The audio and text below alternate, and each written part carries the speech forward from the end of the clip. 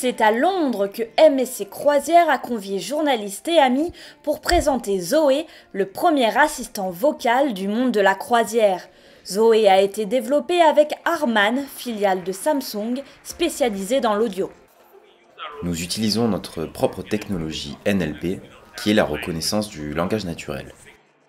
Et nous avons aussi notre propre intelligence artificielle qui fonctionne comme un cerveau humain. Tout comme Alexa chez Amazon ou Siri chez Apple, Zoé sert surtout à répondre à des questions. 2 ans de R&D ont été nécessaires pour que l'IA puisse répondre à 800 questions fréquentes dans 7 langues différentes. Le système, c'est de l'intelligence artificielle. C'est pas quelque chose de statique, c'est pas un système statique. C'est-à-dire que toutes les nouvelles questions auxquelles Zoé ne pourra pas répondre seront enregistrées par le système, reconnues, et on y apportera les réponses par un système intelligent.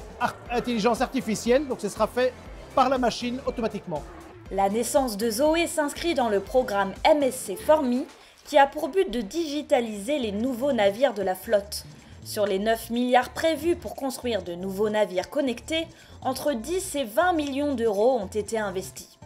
Avec 30 millions de voyageurs attendus sur les flots en 2019, MSC voulait s'adapter aux nouvelles attentes du public. Gartner prédit notamment que la moitié des recherches Google seront effectuées par la voix en 2020. Les assistants vocaux prennent de plus en plus d'importance car ils permettent d'interagir comme avec des humains. Ils prennent de plus en plus de place dans notre vie de consommateurs connectés. Le secteur du tourisme est idéal pour apporter l'interaction vocale qui permet de simplifier l'expérience. Après le MSC Bellissima en mars prochain, Zoé équipera tous les autres navires.